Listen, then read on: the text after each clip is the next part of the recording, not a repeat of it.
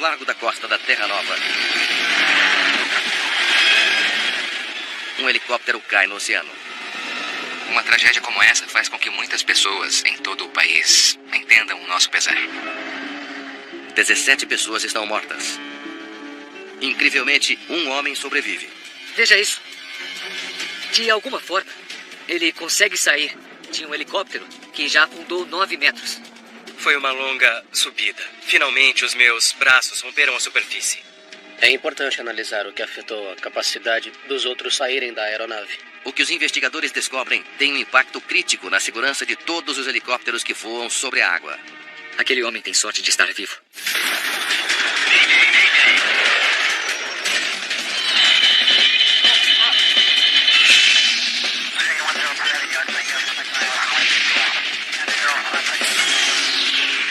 Mayday, desastres aéreos. Esta é uma história real baseada em relatórios oficiais e relatos de testemunhas. Transporte mortal. O voo 91 da Cougar se prepara para decolar. Trata-se de um voo de passageiros desde St. John's, na Terra Nova, até plataformas offshore nos campos de petróleo de Hibernia. O comandante Matthew Davis está nos controles. Em um helicóptero, diferentemente de um avião, o comandante senta-se a este bordo, ou do lado direito. Próxima parada, Sea Rose. O copiloto Tim Lanuette está no assento esquerdo. Piloto de helicóptero veterano da Marinha, ele é um novato na aviação civil. Terra, Cougar 91 solicita decolagem. Cougar 91, parta para o sul e em seguida siga o curso. Liberado para decolagem. 12 de março de 2009. O helicóptero que eles estão pilotando é um Sikorsky S-92. É uma aeronave grande, com capacidade para 17 passageiros e seus equipamentos. O Sikorsky S-92 foi projetado para esse tipo de missão. Você pode ver o S-92 como uma espécie de fusão das melhores ideias do helicóptero Black Hawk do exército americano. Os campos de petróleo de Hibernia ficam a 170 milhas náuticas de St. John's. Levaria 15 horas para chegar lá de barco. Piloto automático acionado. Piloto automático acionado, entendido. De helicóptero, é um voo de apenas 90 minutos. Assim, para os trabalhadores de plataformas de petróleo, é o principal meio de transporte. São só 2 para Sea Rose? Afirmativo e 14 para Hibernia. Vamos aliviar a carga cedo. Roteamento alfa. Entendido. Gander, Cougar 91, demos uma olhada no plano de operações aqui e gostaríamos de alterar o nosso plano de voo. Gostaríamos de fazer a rota alfa, primeiro a Hibernia, depois o Sea Rose. É uma pequena mudança no plano de operação. O Cougar 91 viajará para a plataforma Hibernia e depois seguirá para a plataforma Sea Rose. Certo. Cougar 91 liberado para Hibernia pela rota alterada. O voo está quase cheio. Os 16 passageiros são da área de serviços, cozinheiros e faxineiros do mundo offshore. Howard Decker é um observador meteorológico de plataformas no Atlântico Norte. Ele fez esse voo 50 vezes nos últimos 3 anos. Devido às muitas restrições na quantidade de espaço e na quantidade de peso que um helicóptero pode carregar, as comodidades do helicóptero são reduzidas ao mínimo. Portanto, você não vai encontrar nenhuma das comodidades encontradas em um Airbus ou em um Boeing. Está fervendo aqui.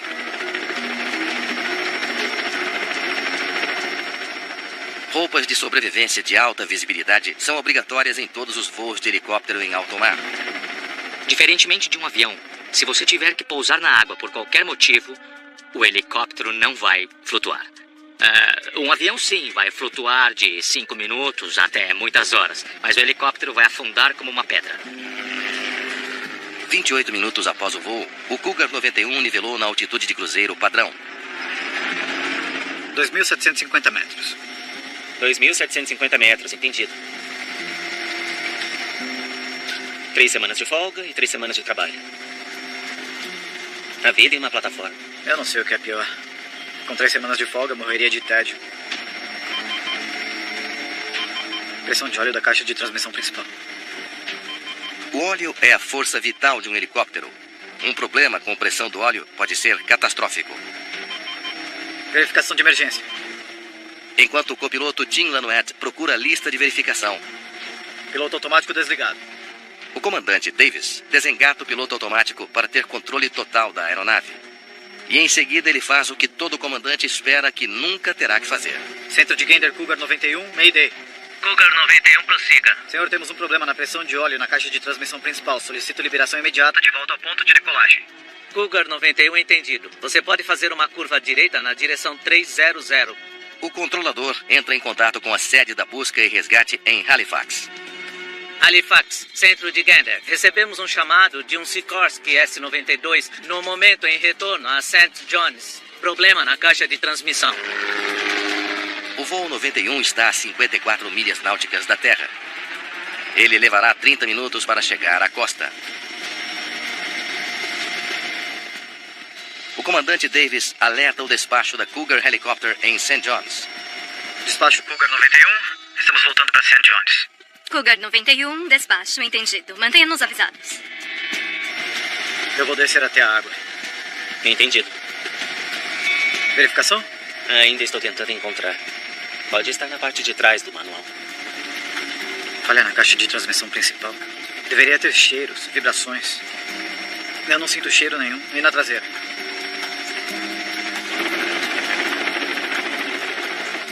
Nada. Não há movimento algum na cabine. O Cougar 91 está descendo para pouco menos de 300 metros. O helicóptero está agora a 52 milhas náuticas de St. John's. Centro de Gander para Cougar 91. Qual pista você gostaria que eu preparasse? Eu vou para o pedaço de terra firme mais próximo que eu puder chegar. O que eu vir primeiro, seja Cape Spear ou um estacionamento. Certo, achei a lista de verificação. Pressão MGB abaixo de 35 PSI. O manômetro indica que a pressão do óleo da caixa de transmissão principal está bem abaixo da faixa normal de 45 a 70 PSI. Confirmado. Temperatura do óleo MGB é superior a 54 graus. Mas a leitura no medidor de temperatura não é a esperada caso houvesse perda de pressão de óleo. A temperatura parece normal. O problema pode estar no sensor. Cougar 91, Gander. Busca e resgate foram notificados. Informe quantas pessoas a bordo e o combustível restante. Certo, 2992, nós temos cerca de 3 horas de combustível e 18 pessoas a bordo. Aqui é o comandante. Temos um grande problema técnico e neste momento eu peço a todos que preparem seus trajes de sobrevivência. Estamos indo para a terra mais próxima.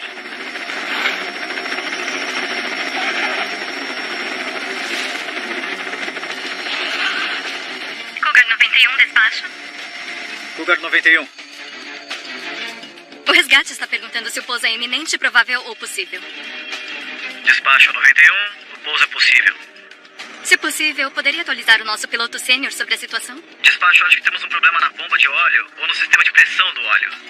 Matt, pode descrever o que está acontecendo? A temperatura do óleo na caixa de transmissão ainda é normal. Eu não acho que perdemos todo o óleo no sistema.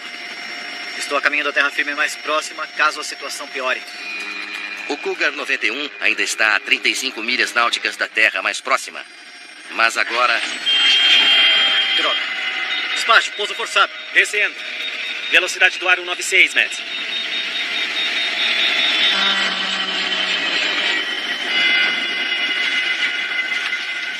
Eu acho que falhou de vez. Certo, nariz pra cima, pra cima.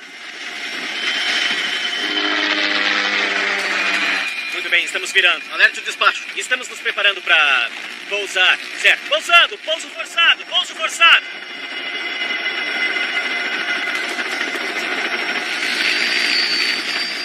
...150 metros. Você consegue. Na ponte, na direção do vento. Impacto! Posição de impacto! Posição de impacto!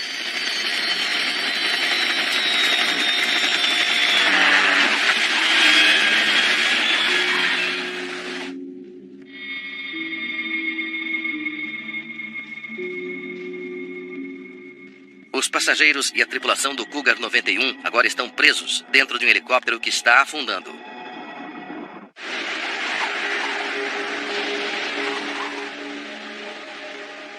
Um dos helicópteros mais avançados do mundo caiu do céu para dentro do gelado Atlântico Norte, ao lado da costa da Terra Nova. Uma tragédia como essa faz com que muitas pessoas em todo o país entendam os riscos e o nosso pesar. 17 pessoas estão mortas. Há apenas um sobrevivente. Robert Decker, um jovem da comunidade offshore, é levado às pressas para o hospital com ferimentos graves. A unida comunidade offshore está devastada e procura respostas. É duro, sabe, acreditar que aconteceu com alguém da sua comunidade. Este foi um acidente internacional. Havia cerca de 80 Sikorsky S-92 operando em todo o mundo. E estavam operando em todos os ambientes mais extremos que você possa imaginar. Nós realmente precisávamos investigar e descobrir o que aconteceu e por que aconteceu. As respostas estão a 169 metros abaixo da superfície do Oceano Atlântico. Poucas horas depois do acidente, a Comissão de Segurança dos Transportes do Canadá reúne uma equipe para recuperar o helicóptero naufragado e descobrir a causa do acidente. Mike Cunningham conduzirá a investigação. Era um acidente muito grave e por esse motivo exigiria uma resposta significativa da TSB. A Comissão de Segurança dos Transportes, ou TSB, sobe a bordo do Atlantic Osprey, um navio projetado para atender plataformas de petróleo offshore. Alan Chock conduzirá os trabalhos de recuperação. É um dos melhores equipamentos que existem nessa área. Quando o assunto é recuperação, está muito bem equipado. Usando os últimos pontos de rota conhecidos do Cougar 91, o navio localiza os destroços em poucas horas. Eu diria que a nossa prioridade número 1 era recuperar as vítimas e, em seguida, o gravador de voo multiuso e o restante dos destroços. Veículos de operação remota, ou ROVs, são lançados para recuperar as vítimas e também os destroços do leito do oceano.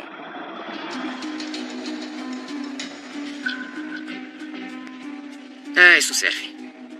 A TSB estabelece um centro de operações em um hangar no Aeroporto Internacional de St. John's. Digam para eles trazerem os destroços para cá.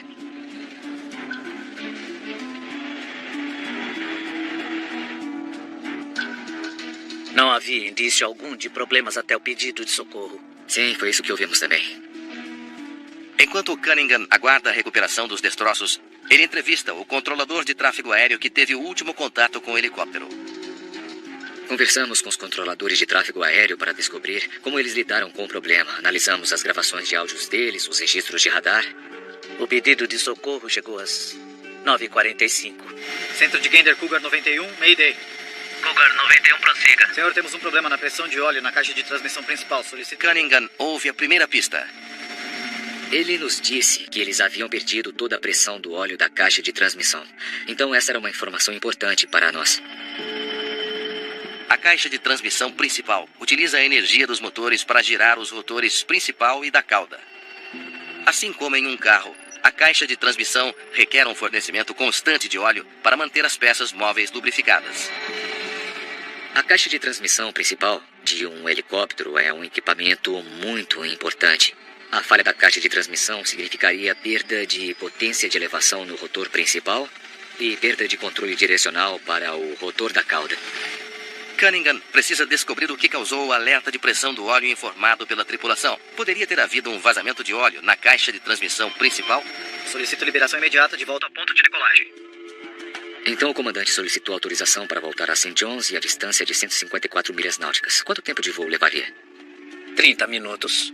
Mas o Cougar 91 caiu em 11 minutos.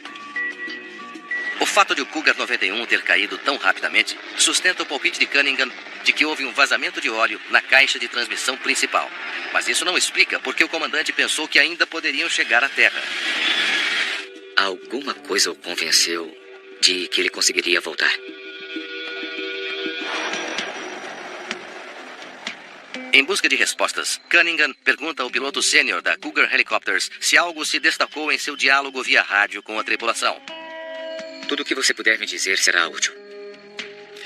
Há uma coisa que me incomoda. A temperatura do óleo. Se a pressão do óleo dentro da caixa de transmissão está caindo e o óleo está vazando, a temperatura vai começar a subir, porque agora as engrenagens estão atritando e gerando muito calor.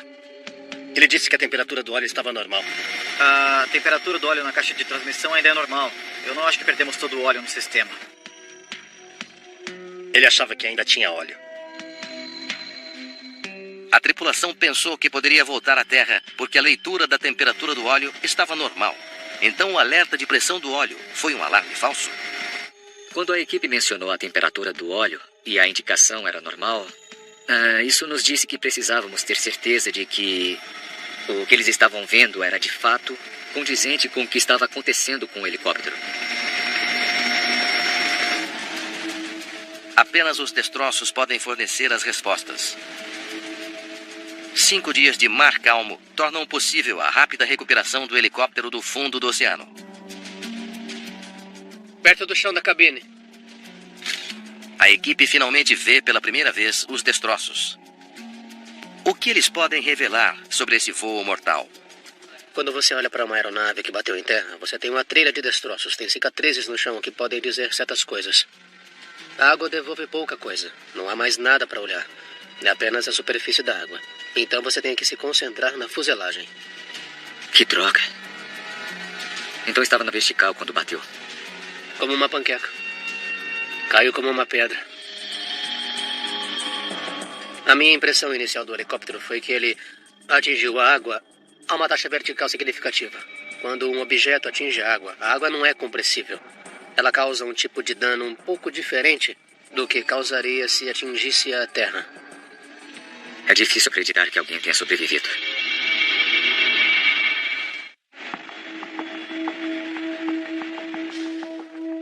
A pesquisa do investigador Alan Chalk sobre o Cougar 91 fornece uma grande pista na investigação. Aqui está. O que é isso aqui? A transcrição do gravador de voz e o arquivo de áudio. Todos os dados de voo estão aqui? Sim. Que bom. Uma peça importante em qualquer investigação são os gravadores. A cada componente você começa a estreitar o foco. Os dados confirmarão um problema de pressão no óleo da caixa de transmissão principal? Veja isso. Aqui está o aviso de pressão do óleo. Aqui está o suprimento de óleo. Acabou. O gravador de dados mostra que a pressão do óleo da caixa de transmissão principal caiu de 54 psi para 0 em menos de 2 minutos. Aconteceu muito rápido. Se a caixa de transmissão perdeu toda a pressão do óleo, a possibilidade de uma falha catastrófica da caixa de transmissão tinha que ser levada em consideração. Não entendi. Poucos dias após a recuperação dos destroços, a fabricante do helicóptero, Sikorsky, tem perguntas sobre o acidente. Isso, toda a caixa de transmissão principal. É a Sikorsky. Tudo bem, estamos esperando vocês. Ótimo. Estão ouvindo? Eles e a FAA querem dar uma olhada em toda a caixa de transmissão principal.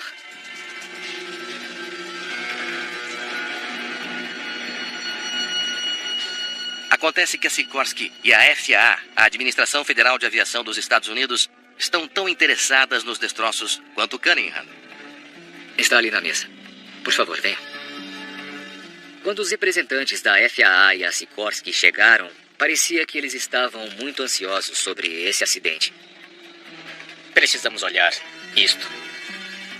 Eles abriram um desenho da caixa de transmissão principal e disseram que isso era uma coisa que precisávamos examinar atentamente.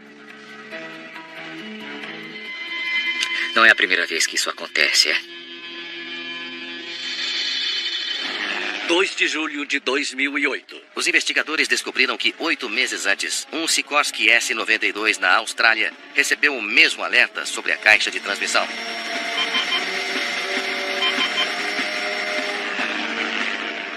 Mas aquele S-92 chegou à Terra em menos de 7 minutos, sem acidentes. As circunstâncias são idênticas. Perda catastrófica de óleo, leitura incomum da temperatura do óleo, igual. Nós sabíamos que não deveríamos tirar conclusões precipitadas. Sabendo disso, se foi realmente o mesmo problema que foi encontrado na Austrália, seria extremamente importante agir rapidamente. Existe alguma falha de projeto da caixa de transmissão principal? Então, o que deu errado? Olha, bem aqui, a carcaça do filtro de óleo. A carcaça do filtro de óleo filtra os 42 litros de óleo que circulam pela caixa principal. Ela está presa à caixa de transmissão com 3 parafusos. Os investigadores agora se concentram nesse componente essencial. Aqui vamos nós. Olha, 2 parafusos sumiram. Ficou muito óbvio, uma vez que tiramos os painéis que cercam a caixa de transmissão principal, que 2 pontos de fixação haviam sido comprometidos. Havia um espaço entre a carcaça do filtro de óleo e a caixa de transmissão principal. E foi dali que o óleo da caixa de transmissão principal vazou. Não foi um vazamento lento. Vazou tudo de uma vez. Essa descoberta confirma o que os investigadores viram nos dados do gravador. Uma perda extremamente súbita de óleo. Agora eles têm evidências concretas de que o óleo vazou por causa dos parafusos quebrados. Então, o que fez eles falharem? Eles são feitos do quê? Estes são de titânio. Parecem escoriações. A escoriação é uma forma de desgaste causada quando 2 superfícies se movem uma contra a outra, particularmente 2 metais diferentes sob pressão. O titânio é propenso a escoriações, especialmente quando em contato com o aço. Quando você está tentando apertar uma porca em um parafuso que possui uma quantidade significativa de escoriações, ela pode travar antes de estar devidamente apertada no local em que deveria estar. Depois que a fadiga começou, bom, aí é apenas uma questão de tempo até falhar. A Sikorsky estudou os parafusos quebrados do helicóptero australiano e concluiu que o atrito foi causado pelas porcas de aço usadas para prendê-los. Aqui, dê uma olhada nisto.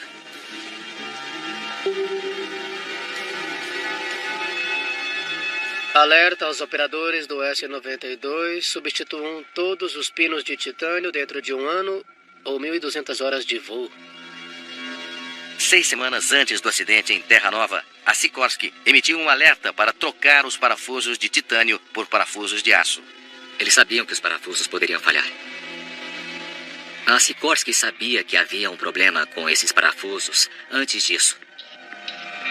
O que nós achamos angustiante foi que a maioria desses parafusos mostrou algum tipo de dano que a inspeção visual aprimorada deveria ter captado. A Sikorsky disse que os parafusos de titânio durariam pelo menos 1 ano. A Cougar adquiriu as peças de reposição, mas a manutenção não achou que fosse urgente substituir os parafusos. Quando o acidente ocorreu, aquelas peças haviam sido recebidas recentemente pela empresa e eles sabiam que tinham que substituir esses parafusos em algum momento pelos novos, de aço. A questão agora é, por que a Cougar atrasou a substituição dos parafusos? Droga. Despacho, pouso forçado.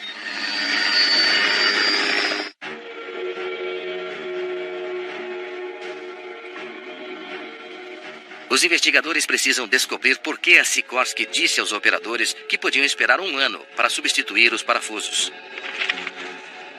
Sem sorte aqui. A equipe examina como a caixa de transmissão principal do S-92 foi certificada. Eu encontrei uma coisa. A Sikorsky diz que possíveis falhas na caixa principal de transmissão que podem resultar em uma rápida perda de óleo são extremamente remotas. Extremamente remotas. Isso. O que significa? 1 em cada 10 milhões. 2 falhas em menos de 1 ano. Isso não é 1 em cada 10 milhões. O que eles queriam dizer com isso é que durante a vida útil dessa máquina, a possibilidade de uma perda total de lubrificante quase nunca acontecerá. A Sikorsky não comunicou a urgência de substituir os parafusos porque não entendeu a gravidade da situação.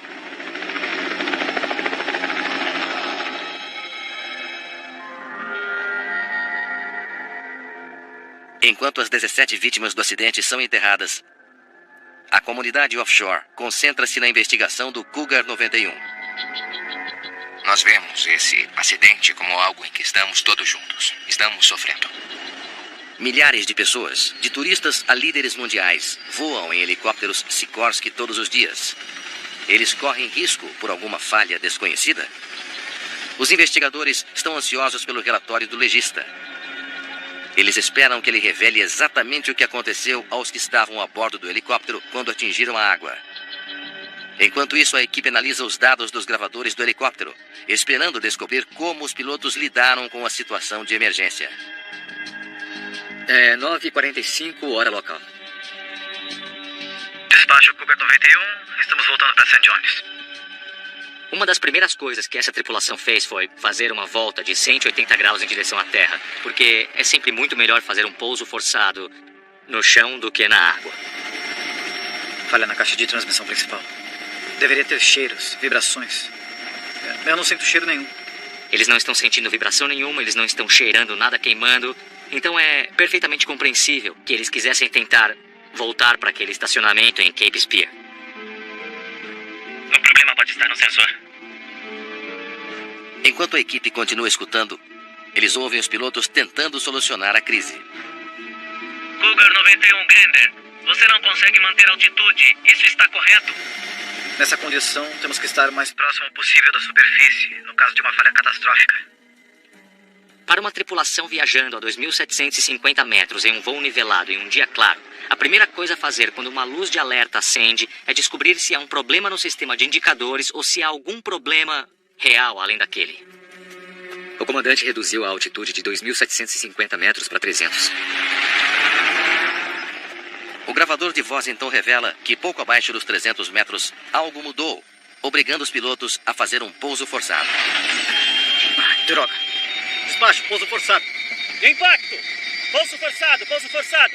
O que os investigadores precisam descobrir é o que foi. Vamos ver o pinhão. O pinhão é a engrenagem que transmite energia da caixa de transmissão principal para o rotor da cauda. Esse peão do rotor de cauda gira a uma taxa altíssima. E à medida que o calor se acumula e a dureza do material diminui, você tem o potencial de danificar os dentes. Pronto. Então, como isso deveria ser?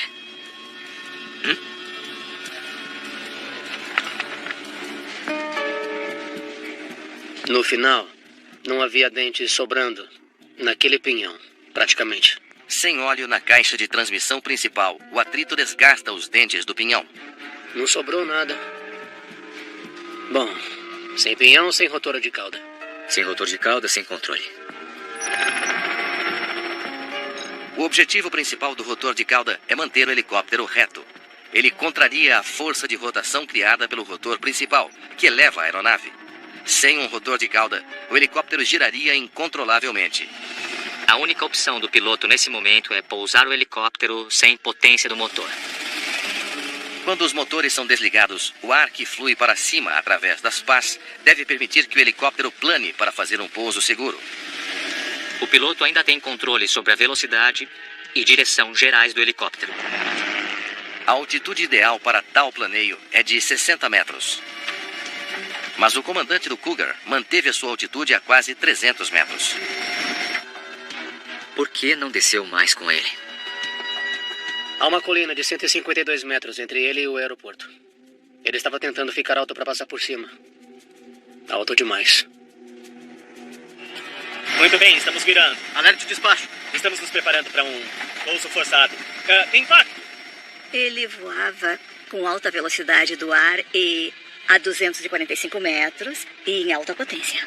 E aquela aeronave não era capaz de fazer um pouso forçado nessa configuração. Então, o que aconteceu naquele dia não foi um pouso forçado. Aquilo foi uma queda.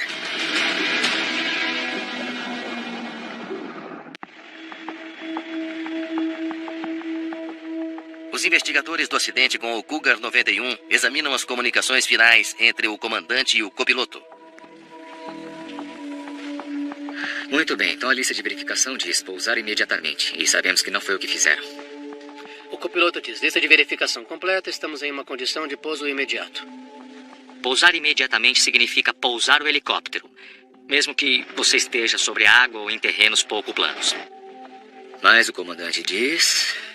Vou parar a descida a 300 metros. O copiloto está dizendo a ele que eles devem pousá-lo na água. Bom, é mais fácil falar do que fazer. Estamos em uma condição de pouso imediato. Entendido. Vou parar de descer a 300 metros. 300 metros, certo. Lista de verificação completa. E estamos em uma condição de pouso imediato. Eu diria que o que aconteceu foi que houve uma desconexão naquela cabine. O comandante tinha uma personalidade muito forte e, à medida que a situação se desenvolvia, ele ficou cada vez mais decidido a chegar à Terra. Eu vou pro pedaço de terra firme mais próximo que eu puder chegar. O que eu vir primeiro, seja Cape Spear ou um estacionamento. O copiloto, na verdade, tinha mais experiência em voos sobre a água e também muita experiência em pousos de emergência. Ele costumava pilotar os Sea Kings para os militares canadenses. Mas ele tinha uma personalidade mais tranquila. Deveria ter acontecido mais interação entre o comandante e o copiloto. Apesar das preocupações que o copiloto estava tentando transmitir ao comandante sobre a necessidade de pousar imediatamente. Quando não ouviu algum tipo de barulho ou som, ele tomou uma decisão que queria tomar. E isso é chamado de viés de confirmação. Ele queria voltar para a costa. Às 9h48 e 32 o comandante diz: eu estou achando que isso é um problema no sensor. Por que ele acha isso? Eles disseram que a temperatura do óleo estava normal. Mas com o vazamento deveria estar aumentando. Eles acreditavam que provavelmente tinham um problema na bomba de óleo ou no sensor de pressão do óleo. Porque o medidor de temperatura do óleo não havia aumentado. Ele estava praticamente mostrando o que seria normalmente esperado. Não, a leitura do óleo é normal para eles. Um sensor na caixa de transmissão principal fornece uma leitura da temperatura do óleo para a tripulação. Mas nesse momento todo o óleo acabou. Está lendo a temperatura do ar. Está lendo a temperatura do ar. O sensor de temperatura do óleo na caixa de transmissão principal do S-92 é um sensor úmido. Se não houver óleo presente, ele sentirá a temperatura ambiente dentro da caixa de transmissão. Eles não sentiram as vibrações externas. Não. Nem cheiros. E eles viram que a temperatura estava normal. Sim, isso faz sentido. Por isso o comandante continuou voando. Não faziam ideia do problema que estavam enfrentando. Até o pinhão falhar. Droga. Despacho, pouso forçado. Impacto. Velocidade no ar 196 metros. Mas o rotor de cauda falha logo abaixo de 300 metros. Alto demais para realizar um pouso seguro. Eles perderam o controle direcional do helicóptero. E essa é provavelmente a emergência mais desafiadora que qualquer piloto de helicóptero pode enfrentar. Sem potência do motor, a taxa de descida é de cerca de 460 metros por minuto. Então, no melhor dos cenários, essa tripulação tinha apenas 30 segundos para fazer tudo certo. Havia algo que os pilotos pudessem ter feito naqueles últimos segundos para se recuperar? Então eles perderam o rotor da cauda aqui. E tudo acabou em menos de 15 segundos. Droga, os motores.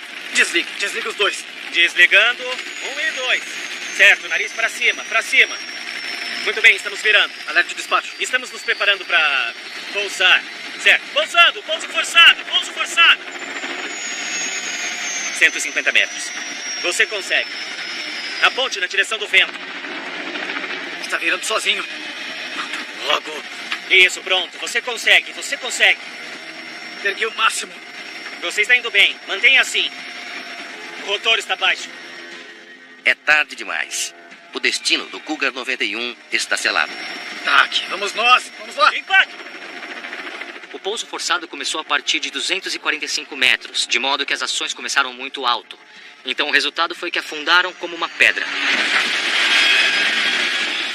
O comandante, no final, infelizmente, acabou em uma posição em que não havia potência suficiente para pousar com segurança na água.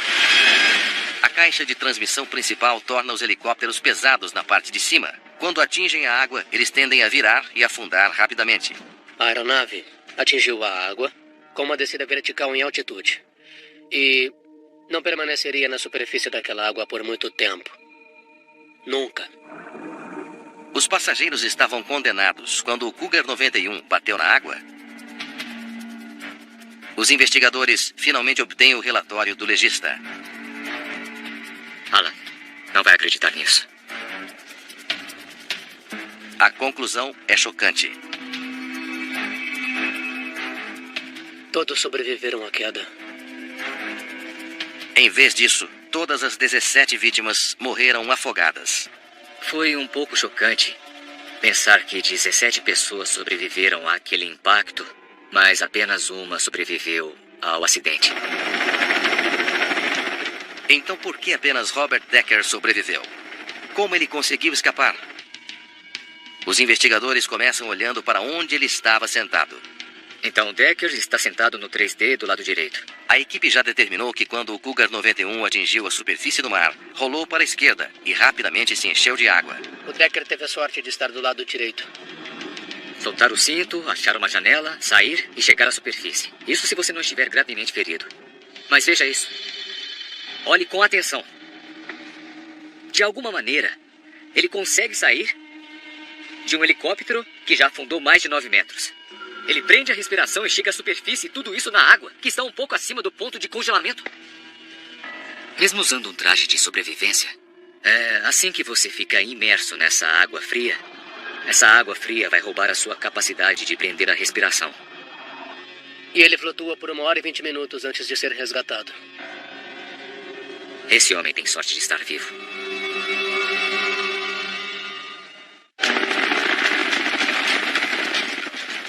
Um helicóptero com uma falha de projeto. Instrumentos com uma leitura errônea. A temperatura parece normal. E uma cabine de comando com avaliações conflitantes. Estamos em uma condição de pouso imediato. Impacto! Posição de impacto!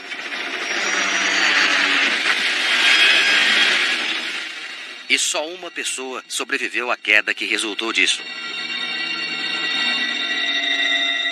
O que Robert Decker fez para garantir a sua sobrevivência? É muito importante analisar como as pessoas teriam saído e, já que elas não conseguiram sair, temos que saber o que afetou a capacidade delas de sair. Os investigadores esperam que o único sobrevivente possa fornecer algumas respostas. 8 meses após o acidente do Cougar 91, Decker testemunha em uma audiência em St. John's, na Terra Nova. O helicóptero estava afundando rapidamente com o lado de estribordo para baixo e instantaneamente se encheu de água. Era como se estivesse afundando da mesma maneira que estava caindo do céu. Eu soltei o cinto de segurança e me puxei para fora pela janela. A janela estava diretamente acima de mim, porque o helicóptero estava afundando de lado. Quando Decker tomou consciência de onde estava e do ambiente em que estava, ele olhou para cima e pôde ver uma luz à distância. E já que a fuselagem tinha se partido, ele conseguiu sair. Foi uma longa subida até a superfície. Eu meio que estava com as mãos acima da cabeça. E eu pude olhar para cima e pude ver que estava ficando cada vez mais claro. E finalmente os meus braços romperam a superfície. E eu percebi que eu sobrevivi ao acidente de helicóptero. Ele disse para nós que atribuiu parte disso à sorte e também às suas habilidades físicas. Uma colisão com a água é traumática. A maioria dos passageiros ficará atordoada e incapaz de agir rapidamente. Pesquisas mostram que até 15% dos passageiros não tomam atitude alguma. De fato, afogamento é a principal causa de morte após um pouso forçado ou queda na água de um helicóptero. Com as temperaturas baixíssimas da água, mesmo com um traje de sobrevivência, assim que você fica imerso, aquela água fria vai roubar a sua capacidade de prender a respiração. É por isso que o treinamento de sobrevivência é um ensaio essencial para esse evento. Quando os investigadores estudam o treinamento de todas as pessoas a bordo do Cougar 91, descobrem que todos haviam recebido treinamento obrigatório de sobrevivência em um pouso forçado simulado. Se o helicóptero afundar, é preciso esperar até que esteja submerso. E em seguida, você respira fundo e solta o cinto de segurança. Sua mão já está na borda e você puxa o seu corpo para fora. Mas Decker foi o único passageiro que tinha experiência com água fria. Em sua juventude, ele navegou muitas vezes no Atlântico e o seu barco havia virado no mar gelado. Quando o helicóptero se encheu de água gelada, eu pude reagir instintivamente. Foi como um reflexo prender o fôlego e segurar e ficar calmo até que eu pudesse chegar à superfície. O treinamento de Decker e sua experiência em água fria tiveram um papel fundamental em sua sobrevivência, mas a segurança a bordo de um helicóptero começa muito antes da decolagem. A única maneira de manter segura toda a comunidade offshore é manter todos os helicópteros no ar. Em seu relatório final, a Comissão de Segurança dos Transportes faz recomendações que vão melhorar a segurança não apenas no Sikorsky, mas em todos os helicópteros. Agora, aparelhos de respiração subaquática de emergência são obrigatórios para todos os ocupantes de helicópteros envolvidos em voos sobre a água. A unidade fornece aproximadamente 2 minutos de ar. Essa foi outra mudança importante que ocorreu como resultado desse acidente. E, felizmente, não apenas no Canadá, mas no mundo todo. A TSB também recomenda revisar quanto tempo um helicóptero deve ser capaz de operar sem óleo na caixa de transmissão principal. Foi uma investigação ampla e profunda. Essa investigação descobriu todos os problemas de segurança que havia para descobrir sobre esse helicóptero e sobre os voos offshore. Acredito que as nossas recomendações tornaram o voo offshore muito mais seguro.